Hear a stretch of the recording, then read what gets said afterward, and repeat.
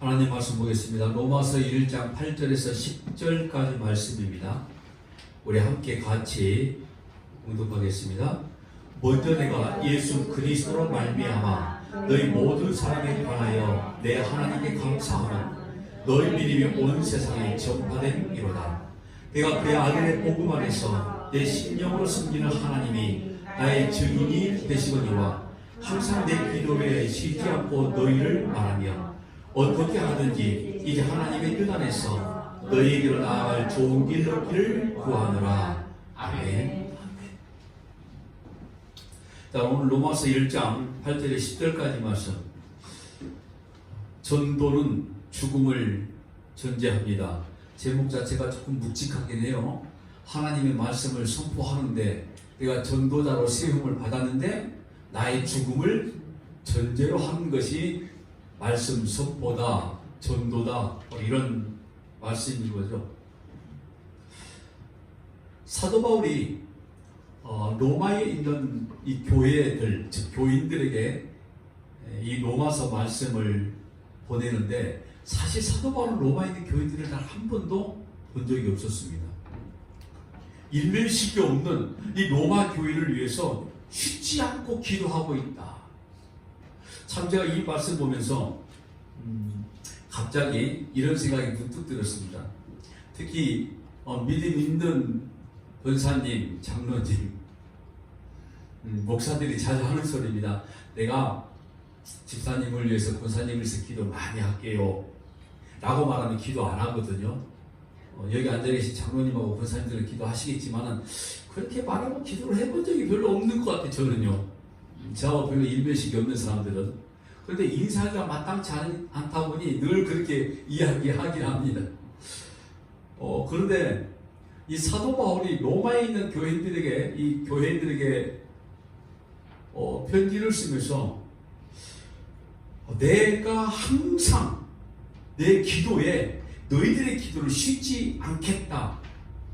과연 이게 무슨 말일까? 우리가 일면식 있는 사람들에게는 그런 인사를 할 수도 있잖아요. 그죠? 내가 당신 위해서 기도할게요. 물론 제가 우스갯소리로 시작한 말이었지만 그러니까 우리는 서로가 기도로 하나 된, 믿음으로 하나 된 형제 자매인 건 분명한 사실입니다. 그러다 보니 우리가 서로를 위해서 기도하는 것도 당연한 일이겠죠. 그런데 전혀 일면식이 없는 사람을 위해서 기도한다는 건 쉬운 일이 아닙니다. 더더욱이 사도 바울이 로마에 있는 교회들에게, 즉 교인들에게 편지를 보내어 이 말씀을 했던 것은 그들에게 어떤 관계, 복음의 관계도 사실은 전혀 없던 사이였었거든요. 그럼에도 불구하고 그가 사도 바울이 로마 교회를 위해서 기도하겠다 이 말은 하나님의 말씀의 역사가 임하는 곳에는 하나님의 뜻이 있고 하나님의 놀라우신 구원의 역사가 이루어지게끔 되어 있고 해서 내가 받은 구원의 기쁨과 감격의 역사가 너희들에게도 임하기를 간절히 원한다는 신앙 고백 위에 세워진 기도였습니다.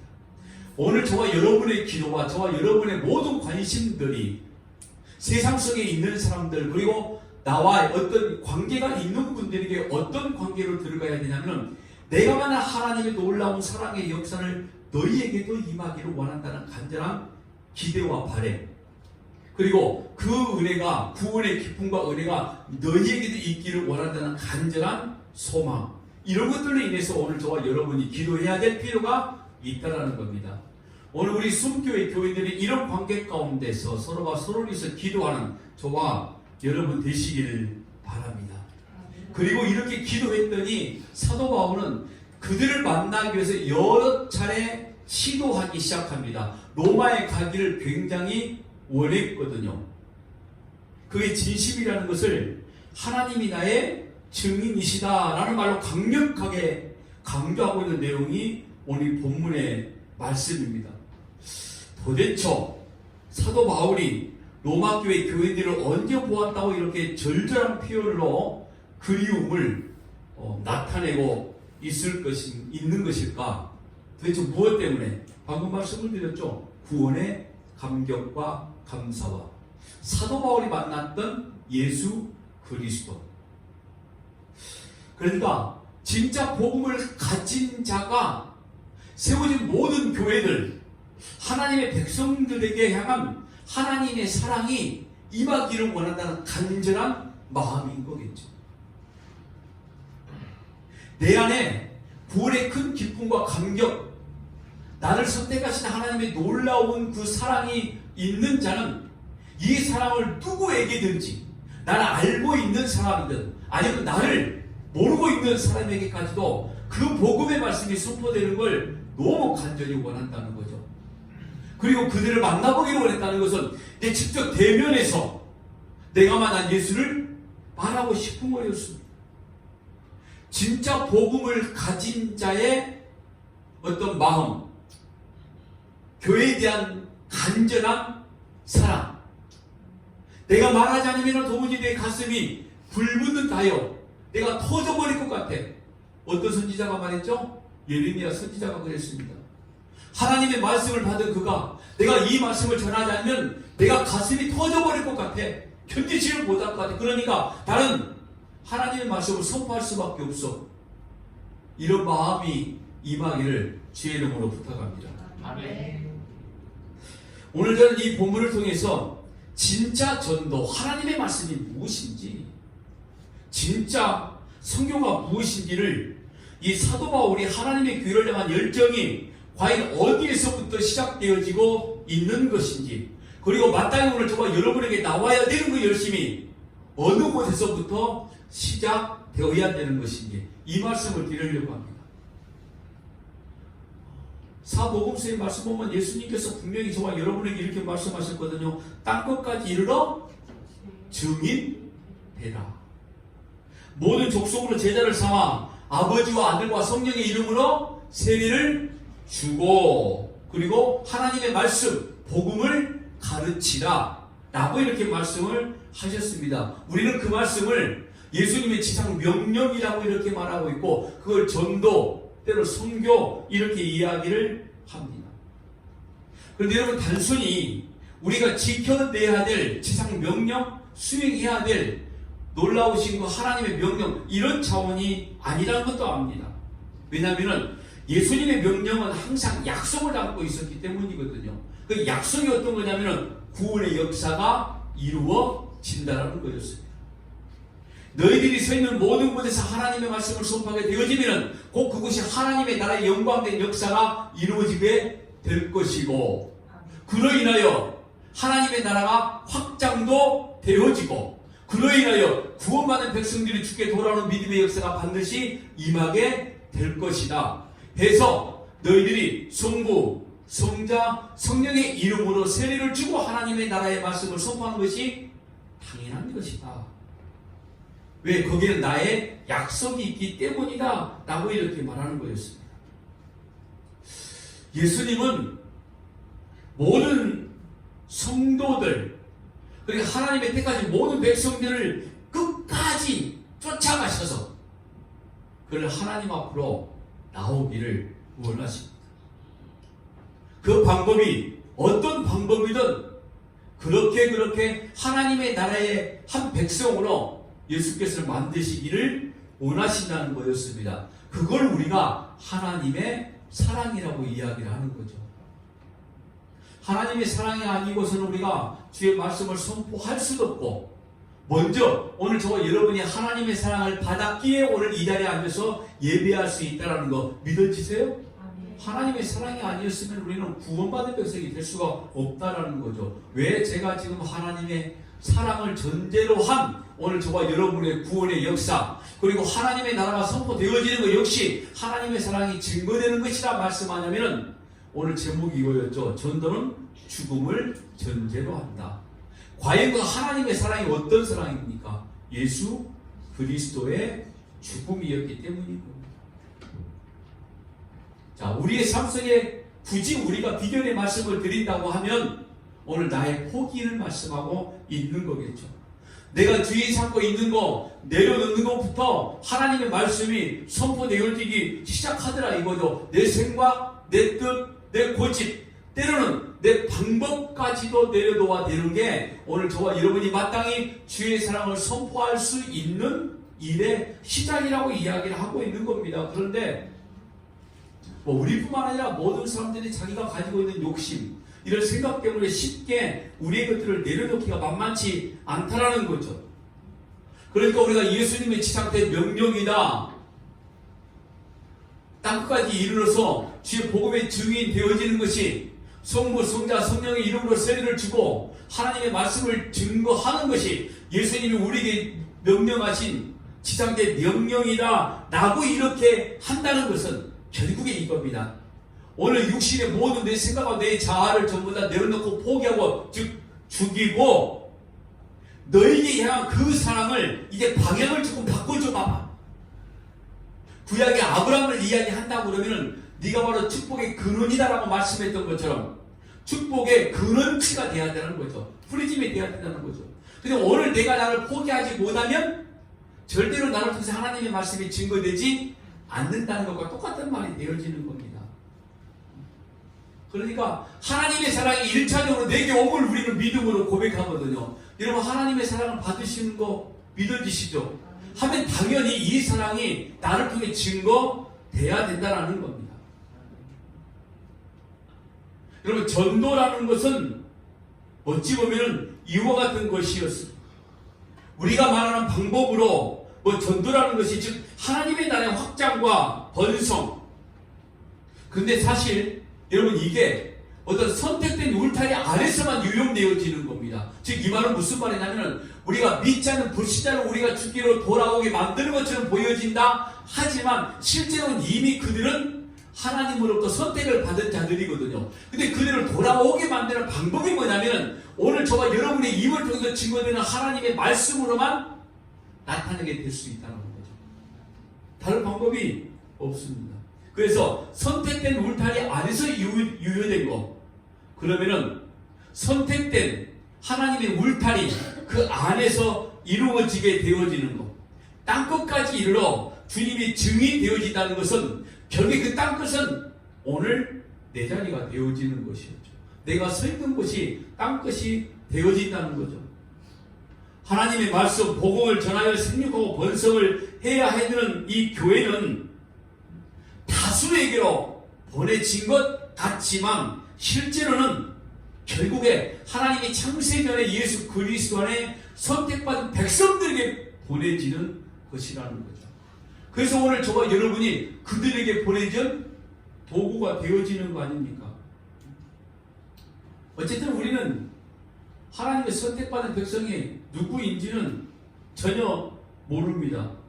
그래서 그 일은 1차적으로 하나님께서 주도하시고 하나님께서 완료하실 일인 것 뿐입니다. 예레미야 23장 1절에 3절까지 말씀 보니까 여호와의 말씀이니라 내 목장의 양떼를 말하며 흩어지게 하는 목장의 활이 있으리라. 그러므로 이스라엘 하나님 여호와께서 내 백성을 기르는 목장에게 이와 같이 말씀하시느니라. 너희가 내 양떼를 흩으며 그것을 몰아내고 돌보지 아니하였도다. 보라, 내가 너의 악행 때문에 너에게 보응하리라. 여호와의 말씀이니라. 내가 내 양떼에 남은 것을 그 몰려갔던 모든 지방에서 모아 다시 그 우리에게 돌아오게 하리니 그들이 생육하고 번성할 것이며, 여기 보면 확장, 생육, 번성, 저기는 뭡니까? 하나님의 택한 사람들에게만 말씀하고 있는 거였죠. 여기 말씀 보면은 생육과 번성의 주체자가 누구냐면 내가였습니다. 내가, 우리가 아니라 내가 하나님이란 말씀인 거죠. 그러니까 우리는 도구 되어서 하나님이 백성한 하나님의 백성들을 나를 통해서 돌아오게 만드는 그런 역할. 그래서 여러분, 전도라는 걸 이렇게 말씀을 드렸었죠. 기억하시는지 모르겠습니다만 우리 힘으로 하는 게 결코 아니었다. 우리가 여러 가지 방법 사용할 수 있습니다. 근데 그 방법의 모든 주관자가 결국에는 하나님이시다. 그래서 하다 보니 주께 돌아오는 무리가, 우리를 통하여 우리가 도구 되어서 주께 돌아오는 무리가 있을 때도 있고 때로는 더디될 때도 있을 때도 있고, 여러분이 선택된 무리들 가운데 불러주신 하나님의 은혜가 이 출애굽기에 더욱 선명하게 나와 있는데, 출애굽기 1장 7절 말씀 보니까 이스라엘 자손은 생육하고 불어나 번성하고 매우 강하여 온 땅에 가득하게 되었더라. 여러분, 여기 이스라엘 자손은 누구를 말씀하고 있는 거죠? 하나님의 선택받은 백성들이었습니다. 그들이 생육하고 불어나 번성하고 매우 강하여 온 땅에 가득하게 되었다. 바로 1장 20절에서 21절 말씀 보면 출애굽기에 하나님이 그 산파들에게 은혜를 베푸시니 그 백성은 번성하고 매우 강해지니라. 그 산파들은 하나님을 경외하였으므로 하나님이 그들의 집안을 흥왕하게 하신지라. 우리가 이 말씀의 근거를 조금 알 수 있을 겁니다. 세상 왕의 상대인 이 바로가, 애굽의 왕 이 바로가 이스라엘 백성들의 번성을 막기 위해서 했던 일이 뭡니까? 태어난 남자 아이들을 전부 다 죽이라는 명령을 내렸거든요. 그런데 하나님께서 은혜를 베푸신 거죠. 이스라엘 백성들이 생육하고 번성하고 힘이 더 강대해지더라. 산파가 가기도 전에 이미 산모들이 아이들을 다 출산해버렸더라. 그러니까 하나님 나라의 백성, 이 생육과 번성은 하나님의 뜻 가운데, 하나님의 역사 가운데 전부 다 이루어짐을 보여주고 있는 내용이기도 합니다. 그리고 하나님의 백성의 생육과 번성은 우리가 알고 있는 대로 이스라엘이라는 그 이름의 시조라고 할 수 있는 야곱에게도 약속이 되어지는데, 창세기 35장 10절에 11절 말씀 보니까 하나님이 그에게 이르시되 내 이름이 야곱이지만 내 이름을 다시는 야곱이라 부르지 않겠고 이스라엘이 내 이름이 되리라 하시고 그가 그의 이름을 이스라엘이라 부르시고, 하나님이 그에게 이르시되 나는 전능한 하나님이라 생육하며 번성하라. 한 백성과 백성들의 총회가 내게서 나오고 왕들이 내 허리에서 나오리라. 여기 말씀 보면은 생육하며 번성하라. 한 백성과 백성들의 총회가 내게서 나오고, 교회가, 믿는 무리가 누구로부터요? 야곱으로부터 시작된, 그러니까 선택된 백성의 하나님의 이름이 바로 이스라엘이었거든요. 그 야곱부터 시작된 그 이름을 딱 선택된 백성들에 관해서만 하나님이 지금 말씀해주고 있다는 거. 창세기 28장 14절에 15절까지 말씀 보면은 아버지와 형을 속이고 하나님의 축복을 가로챈 이후에 예삼촌 나반의 집으로 가던 도중에 하나님을 만났던 베델에서 주어진 약속된 내용이 이 창세기 28장의 내용입니다. 여기 말씀 보니까 야곱의 자손이 어떻게 되죠? 생육하고 번성하여 땅에 티끌같이 되어서 동서남북에 편만해질 것이다. 그리고 야곱의 아버지 이삭에게는 또 어떤 약속이 주어진지 아시죠? 창세기 26장 4절입니다. 내 자손을 하늘의 별과 같이 번성하게 하며 이 모든 땅을 내 자손에게 주리니 내 자손으로 말미암아 천하 만민이 복을 받으리라. 역시 번성, 생육, 이게 약속이 되어 있습니다. 근데 누구를 지금 번성하게 해주시다고 말씀하고 있냐면 이삭의 자손, 제함된 울타리입니다. 또 이 약속은 이삭의 아버지인 우리가 알고 있는 대로 아브라함에게도 동일하게 약속되어 있는 내용이 창세기 22장 16절에서 18절까지 말씀이죠. 17절 말씀 보니까 내가 내게 큰 복을 주고 내 씨가 크게 번성하여 하늘의 별과 같고 바닷가의 모래와 같게 하리니 내 씨가 그 대적의 성문을 차지하리라. 내 씨가, 그러니까 아브람, 제가 야곱, 이삭, 아브람 거꾸로 했지만 아브람과 이삭과 야곱에게 주셨던 하나님의 백성된, 그리고 번성과 생육의 모든 이유는 하나님의 선택한 백성들로 통해서 이루어진다 라고 이렇게 말씀하고 있죠. 자, 아브람 이후에 노아에게도 똑같은 말씀을 하셨던 거 아시죠? 창세기 8장입니다 16절에 17절. 너는 내 아내와 내 아들과 내 며느리들과 함께 방주에서 나오고 너와 함께한 모든 혈육 있는 생물, 곧 새와 가축과 땅에 있는 모든 것을 다 이끌어내라. 이것들이 땅에서 생육하고 땅에서 번성하리라. 노아의 가족에 관해서 또 말씀하고 있다는 것. 하나님의 저주로 인해서 온 세상이 다 소멸되어지고, 그리고 새 하늘과 새 땅이 열려지게 되어진 그 순간에 하나님의 선택한 백성들에게만 열려지고 있는 생육과 번성, 하나님의 의를 입은 자들에게만 임하게 되어지는 것. 그러니까 생육과 번성, 즉 전도를 통한 하나님의 나라 확장은 하나님의 백성들에게 주어진 필연적인 하나님의 약속이다 라는 말씀을 드리는 겁니다. 하나님의 백성들 안에서는 반드시 생육과 번성이 일어나게끔 되어 있다라고 결론지어서 말씀할 수 있는 겁니다. 그러니까 오늘 저와 여러분을 통해서 반드시 우리가 세워진 이 숨기를 통해서 하나님의 백성들이 주께 돌아오는 믿음의 역사는 나타나게 될 것이다. 가만히 있으면 그러게 될 것인가요? 자, 먼저 하나 더 하고 이야기합시다. 이 생육과 번성은 최초 사람이던 누구에게도 약속되어진 것이죠? 아담에게도 약속된 내용이었어요. 창세기 1장 28절입니다. 하나님이 그들에게 복을 주시며 하나님이 그들에게 이르시되 생육하고 번성하여 땅에 충만하라. 자, 약속의 모양으로 생육과 번성의 책임이 사람에게 있는 것처럼 보여지지 않아요? 그래서 이 부분을 우리가 명령이라고도 이야기합니다. 그래서 우리는 생육하고 번성하여 하나님의 나라를 확장시켜야 한다, 이런 말을 종종 하기도 합니다. 틀린 말이 물론 아닙니다. 그런데 생육하고 번성하는 것이 정확히 뭐냐? 단순하게 열매를 맺는 걸 그거 우리가 생육과 번성이라고 말할 수 있는 걸까요? 그러니까 전도하여서 성장하는 것을 말하는 것일까? 아니면은 하나님의 나라가 어느 정도 얼마만큼 확장되어야 되는 거 이걸 말하는 것일까? 자, 여러분, 이 말씀의 결론이 갈라디아서에 나와 있습니다. 사도 바울이 그 생육과 번성의 대상인 후손이 정확하게 누구란 걸 또 한 번 직시해주고 있는데 이렇게 말하죠. 갈라디아서 3장 16절입니다. 이 약속들은 아브라함과 그 자손들에게 말씀하신 것인데 여럿을 가르쳐 그 자손들이라 하지 아니하시고 오직 한 사람을 가르쳐 내 자손이라 하였으니 곧 그리스도라. 자, 정리를 해볼게요.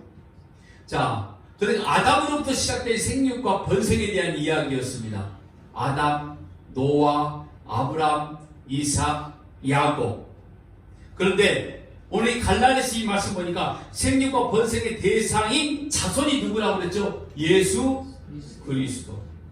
그러니까 아브람이나 이삭이나 야곱 그리고 그들의 자손인 이스라엘이나 나머지들 모두가 다 누구를 이야기하고 있는 거죠? 예수 그리스도를 지금 모형하고 있다는 말이 되어진 겁니다. 자, 지금부터가 굉장히 중요하니까 잘 들어보세요.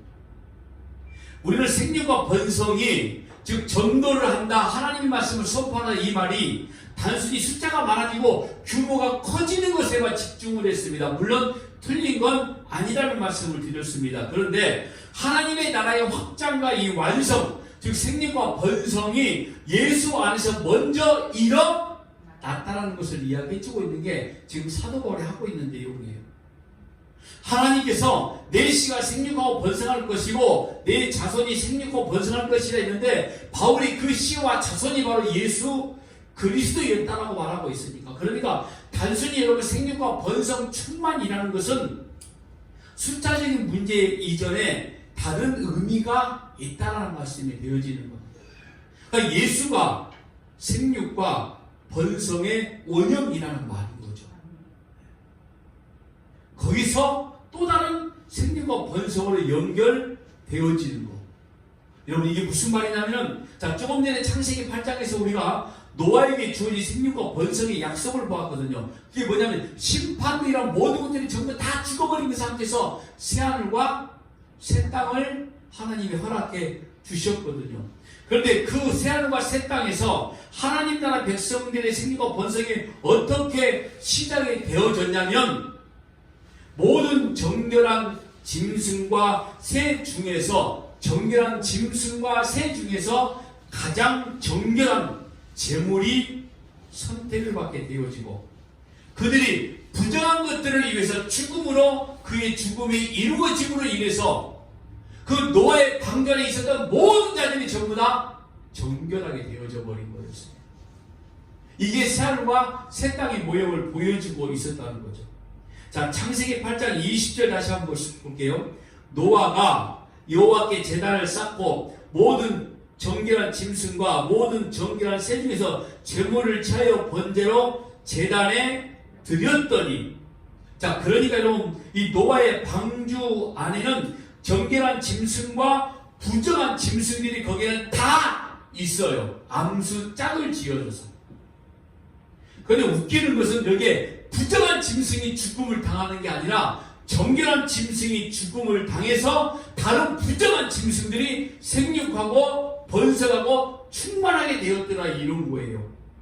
그러니까 생육과 번성의 전제가 뭡니까? 정결한 자의 죽음. 자, 왜 갈라디아에서 사도 바울이 생육과 번성의 이 시작과 결론을 오직 사람을 가리켜 한 사람을 가리켜 내 자손이라 하였으니 곧 그리스도라 라고 말씀하신 내용이 이제 이해가 될 겁니다. 그러니까 그리스도의 죽음으로 인해서 하나님의 나라가 이루어진다. 이걸 지금 전도라고 이야기를 하는 겁니다. 그러니까 여러분, 노아가 방주에서 나오자마자 정결한 짐승을 잡아 제물로 드렸던 것은 지금 누구 이야기를 하고 있는 거죠? 예수 그리스도 이야기였어요.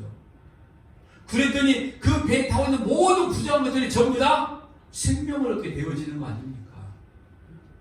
그러니까 하나님 나라 백성들의 생육과 번성은 열심과 노력의 어떤 결과물로 얻어지는 게 아니라는 거죠.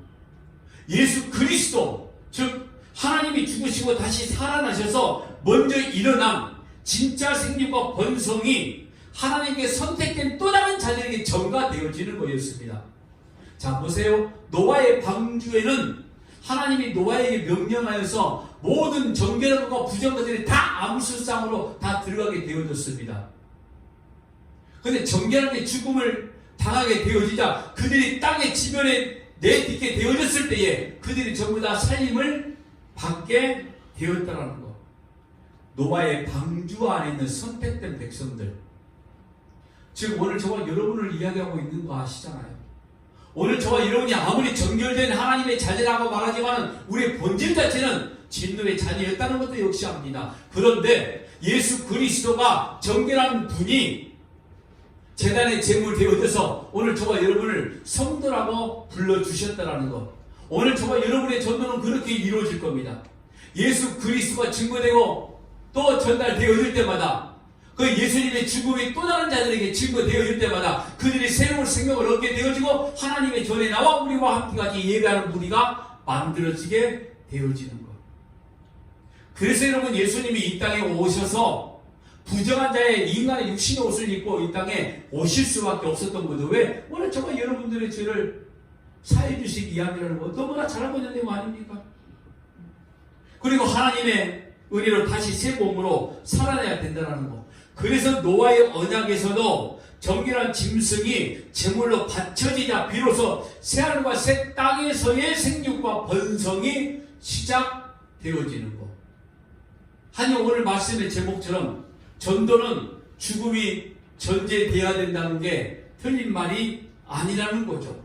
오늘 저와 여러분이 예수 그리스도 안에 죽음이라는 이런 과정을 통과해야만이 오늘 저와 여러분을 통한 하나님의 나라가 반드시 확장되어지고 생육과 번성이 이루어지게 된다는 겁니다. 이 방향성은 여러분 자발적입니다.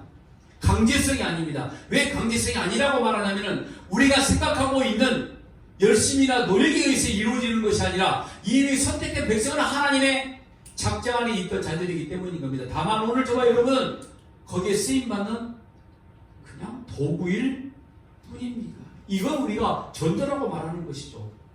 이렇게 하나님의 나라에 속한 하나님의 나라 백성들이 세상 속에서 생육과 번성을 하기 위해서는 반드시 먼저 나 자신, 육적 자의 죽음이 있어야 된다, 필요하다, 이런 말인 거죠. 하나님께서 그날 생육과 번성을 명령을 하시고 약속으로도 주신 것은 우리가 우리에게 주어진 인생 가운데 반드시 우리가 감내해야 될 부분이 있더라는 거였습니다. 여러분, 예수님께서 승천하시기 전 제자들에게 너희들은 예루살렘에 온 유대와 사마리아 땅까지 이르러 내 증인되라고 이렇게 명령을 하셨고 바울은 지금 그 명령대로 움직이고 있고 행동하고 있는 겁니다. 그러니까 또 하나의 죽음을 통해서 생육 번성을 이야기해주고 있는 거죠. 한 가지 예를 한번 들어볼까요? 우리가 이미 사도행전 강의를 통해서 배웠던 말씀의 내용입니다. 스데반 집사가 순교의 제물 되어지고 그래서 하나님 앞에 드려졌기 때문에 그때 예루살렘 교회가 사마리아 땅까지 증인되기 시작했던 거 잘 아시잖아요.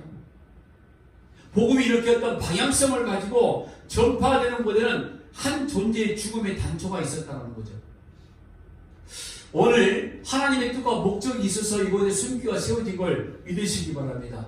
오늘 저와 여러분의 육적자가 죽어지게 되어짐으로써, 즉 이 말은 내가 받은 구원의 기쁨이 너무나 크므로 인해서 그 감격과 감사가 너무나 크기 때문에 이걸 내가 전하지 않으면 안 되겠다는 그 마음을 한번 나의 죽음이라고 표현 한번 해볼게요. 그 죽음의 단초가 시작되어졌을 때에 하나님 나라의 확장은 이루어지기 시작하는데 방향성과 결과물은 하나님이 하시는 문제입니다. 다만 우리의 바람이 우리 교회를 통해서 이루어지길 원할 뿐인 것이지 하나님의 방향과 하나님의 결과물은 하나님께서 정하실 문제이다라는 거죠. 사도행전 8장 1절에 말씀합니다. 사울은 그가 죽임당함을 마땅히 여기더라. 그날에 예루살렘에 있는 교회에 큰 박해가 있어 사도 외에는 다 유대와 사마리아 모든 땅으로 흩어지니라. 예루살렘에 스데반 집사라는 순교의 죽음을 통해서 하나님의 말씀이 뿌리를 내리기 시작했는데 예루살렘에 허다한 무리가 많아진 게 아니라 온 유대와 사마리아 땅끝까지 가더라. 이걸 우리가 방향이라고 이야기하는 거예요. 즉 전도는 그래서 우리가 하는 게 아니라 하나님이 하시는 일들이라는 거죠. 오늘 우리가 서 있는 곳에 하나님의 말씀을 선포하는 자로 우리가 세워지면 우리를 통해서 하나님의 나라가 확장되어진다는 것은 반드시 순교회가 아니라는 이야기였어요. 멸망 가운데로 여러 군데로 흩어지게 된다는 거죠. 갑자기 이런 생각이 들었습니다. 우리 순교회에 많은 사람들이 모여들지 않는 이유는 전부 다 자기들 욕심만 챙기기 위하니까 우리 교회 안 온 것 같아. 산술적으로 봤을 때는 번성과 생육, 충만함. 오늘 저와 여러분의 수고로움에 하나님이 원하시는 시키시는 일 가운데 우리가 전도의 도구가 되어져서 내 생각이 포기 되어지고 하나님의 말씀을 선포하는 자가 되어졌을 때에 하나님의 나라는 어떤 모양으로는 반드시 채워지게 되어지는데 거기는 십자가의 죽음과 내가 제물 되어졌을 때만 가능하다는 것. 이런 과정이 필요하다는 것. 그래서 오늘 저와 여러분에게 사도 바울이 이렇게 이야기를 하는 거죠. 전도의 도구가 되기를 원한다는 겁니다. 즉 그리스도의 죽음을 너희 몸의 흔적처럼 가지고 있어야 된다는 거죠. 보세요. 가장 처음 일어난 생육과 번성이 어떤 방식으로 일어났는지 아시지 않습니까? 하나님의 형상이라는 아담이라는 하나님의 백성 하나가 잠이 들었다는 거죠. 이 잠이라는 건 어떤 것을 표현한다고 그랬죠? 죽음이었습니다. 그때 누가 나온 거죠? 하와라는 생명이 나오게 되어지는 겁니다. 그래서 그들에게 생육과 번성이라는 명령이 주어지게 되어진 거죠. 그리고 그렇게 한 사람의 죽음으로 생육되어지고 번성된 자를 하나님이 뭐라고 말씀하시죠? 이제 너희가 한 몸이다 라고 말씀을 하셨습니다. 그러니까 하나님의 나라의 존재의 양식과 이 삶의 원리는 내가 죽어서 상대방과 하나가 되어지는 겁니다. 이걸 우리가 전도라고 이야기하고 있는 거죠. 그런데 나라는 존재의 어떤 독립성, 존재성을 챙기기 위해서 상대방을 죽여서 하나를 이루려고 한 이가 나타났습니다. 누구였죠? 가인이라는 인물이었습니다. 내가 중심이 되어서 하나가 되려 할 때에 그가 바로 마귀가 되는 거였어요. 아벨을 죽여버리잖아요. 그러니까 생육과 번성은 우리를 죽이려고 작정하신 하나님의 주권에 일어난 하나님 나라의 확장 방법.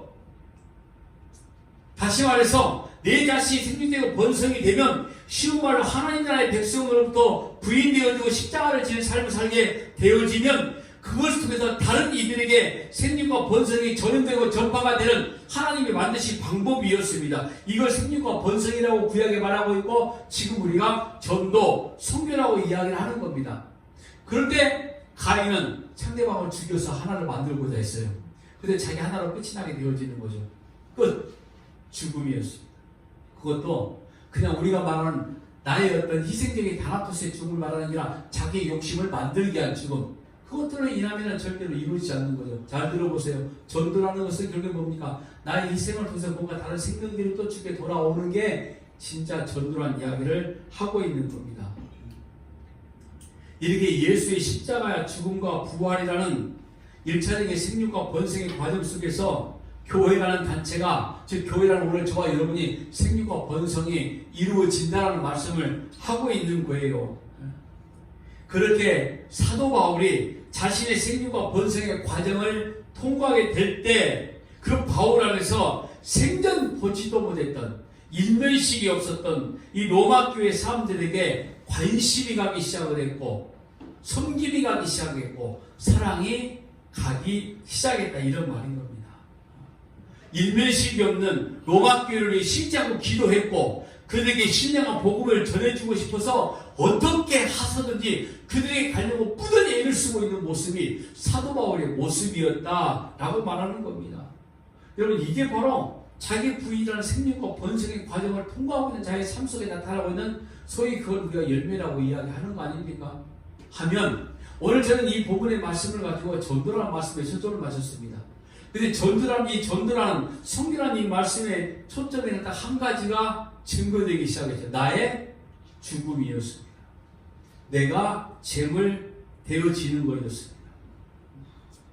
오늘 자기 부인이라는 생명과 번성의 과정을 통과하고 있는 자의 삶 속에 드러나고 있다라는 거. 오늘 저는 그걸 성령의 흔적이라고 이야기를 해볼게요. 십자가의 흔적이라고 이야기하고 있는 겁니다. 그러니까 여러분 사도 바울의 이 하나님의 말씀을 살펴본 너무나 일목요연하게 지속적으로 전가되고 증거되는 게 뭐냐면 자기가 바로 십자가의 흔적을 가졌다라고 말하고 있죠. 왜? 자기 죽음을 통해서 하나님의 나라가 확장되어진 걸 말씀하고 있는 거거든요. 누가 뭐라고 해도 오늘 저와 여러분이 죽음이 전제되어지지 않는다고 그러면 하나님 나라는 이루어지지 않습니다.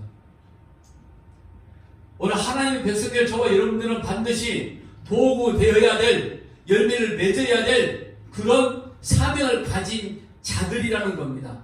어떤 모양이든 하나님의 말씀이 선포되어야 됩니다. 근데 거기는 내가 재물 되어야 되는 게 전제되어진다고 그러면 오늘 여러분들이 그것을 포기해야 되는 것이 어떤 것인지, 하나님의 나라의 확장을 위해서 내가 내려놓아야 될 것이 무엇인지 심각하게 고민하는 그런 시간 되어지길 바랍니다. 해서 우리 순교회가 하나님의 뜻과 목적이 있어서 분명히 세워졌는데 그 은혜의 역사가 우리를 통해서 증거되어지는 그런 놀라운 역사가 나타나기를 바랍니다. 이렇게 부탁을 드립니다. 여러분들의 생육과 번성은 여러분들이 쓰여지는 하나님의 도구가 되어지는 것 꼭 그리 되기를 주의 이름으로 부탁합니다. 내가 먼저 죽어지고 낮아지는 그런 모습으로 쓰임받는 저와 여러분 수험교회가 되어지기를 그리 원하여 진짜 생육과 번성이 이루어지기를 바랍니다. 기도하겠습니다.